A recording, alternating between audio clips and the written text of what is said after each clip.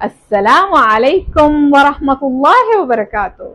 कैसे हो प्यारे प्यारे हंसते मुस्कुराते नमाजी और बहादुर बच्चों। यकीन हम अल्लाह ताला के फजलो करम से बिल्कुल सेहतयाब होंगे। कहानी शुरू करने से पहले दुआ करते हैं। या बासितू, तू ही रिस्क फराग करने वाला है और तू ही तंग करने वाला है। अल्लाह हमें वुसअत दे, हमारे लिए दुनिया और आखिरत में बेहतरीन रिज़्क़ की फरावानी कर। अल्लाह जो भी जिस किस्म की भी मुश्किल में गिरफ्तार है सबकी मुश्किलात दूर कर दे। या अल्लाह हम सब पर अपना फजलो करम कर, आमीन। आज की कहानी का अनवान है तोहफा। काशिफ अपने छोटे भाई जमील के साथ बैठा गपशप कर रहा था। काशिफ ने जमील से कहा, क्या तुमने ये सारे खिलौने और खूबसूरत तोहफे जो दादा अब्बू ने दिए हैं देखे हैं? नन्हे जमील ने हंसते हुए कहा, जी हाँ, मैं इन खिलौनों और खूबसूरत तोहफों को देख चुका हूँ। बहुत ही प्यारे तोहफे हैं। काशिफ जमील को खुश देखकर खुद भी खुश हो गया और फिर कुछ सोचने लगा। थोड़ी देर बाद जमील से उसने अपनी सोच को बयान किया। क्या ये अच्छा नहीं होगा हम भी आने वाली ईद पर दादा अब्बू को खूबसूरत तोहफे दें? जमील ये सुनकर बहुत खुश हो गया और बहुत ही मजे से उसने हाँ कर दी। काशिफ ने कहा, लेकिन अभी नहीं, हमारे पास 3 महीने हैं, इसमें हम इतनी रकम जमा कर लेंगे कि हम तोहफे खरीद सकें। जमील ताज्जुब में पड़ गया और कहा, ये 3 महीने का जमाना तो बहुत लंबी मुद्दत है।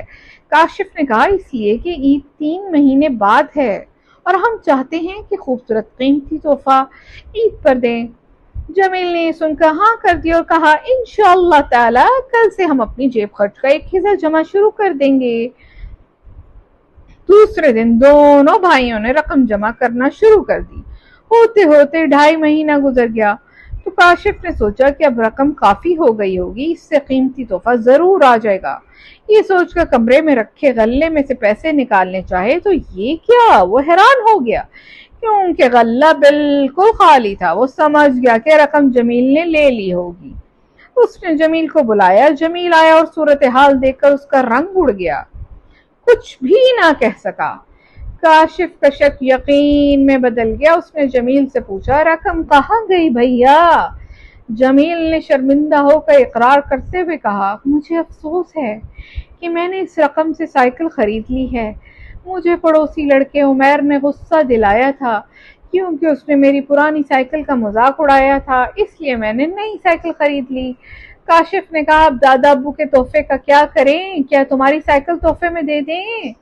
जमील और ज्यादा शर्मिंदा हो गया और समझ गया कि दिन भी थोड़े हैं, अब किस तरह इतने रुपए जमा होंगे।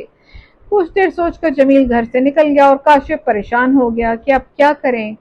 इसी तरह 3 दिन गुजर गए, कुछ भी ना हुआ। इतने में जमील काशिफ के पास आया और उसको वो पूरी रकम दे दी जो उसने ले ली थी और काशिफ से कहा, चलिए दादा अब्बू के लिए तोहफा खरीदें।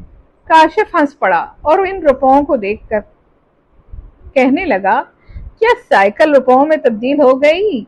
जमील भी सुनकर हंसा और कहा, नहीं, मैंने साइकिल बेच दी है और वैसे ही पुरानी साइकिल ले ली है। कुछ ही देर के बाद दोनों भाइयों के हाथ में दादा अब्बू का तोहफा था जो उन्होंने ईद पर दादा अब्बू को दे दिया। इस तोहफे से दादा अब्बू बहुत खुश हुए और उन दोनों भाइयों को नई साइकिलें दिला दी। प्यारे बच्चों, तोहफा लेने देने से दिलों में मोहब्बत बढ़ती है और सिर्फ ये नहीं कि हम छोटे हैं तो तोहफे का हक सिर्फ हमारा है। जी नहीं, बड़ों को भी तोहफा देकर उनकी दुआएं हासिल की जा सकती हैं। दूसरी बात यह कि अपनी जरूरत पूरी करने के लिए ऐसा काम ना करें जिससे शर्मिंदगी हो, बल्कि अपनी जरूरत अल्लाह ताला से मांगिए। अल्लाह ताला ने चाहा तो वो जरूरत जरूर पूरी हो जाएगी। कल फिर मिलते हैं एक नई कहानी के साथ। अस्सलामु अलैकुम वरहमतुल्लाहि वबरकातुह। प्यारे बच्चों, आपने तोहफा कहानी सुनी। क्या आप इन सवालों के जवाब दे सकते हैं? सवाल नंबर 1, काशिफ ने कितने महीने बाद दादा जान के लिए तोहफा लेने की बात की? जिसमें उसने रकम जमा करनी थी, उसने उतने महीने का कहा था कि हम रकम जमा करेंगे और दादा जान के लिए तोहफा लेंगे। कितने महीने की बात की थी? सवाल नंबर 2, गले से पैसे किसने निकाले? सवाल नंबर 3, दादाजी ने बच्चों से तोहफा लेने के बाद बच्चों को क्या तोहफा दिया? दादाजी ने जब बच्चों से तोहफा लिया था تو بچوں کو بھی جواب میں ایک بہت اچھا تحفہ دیا تھا، وہ بتانا ہے آپ نے۔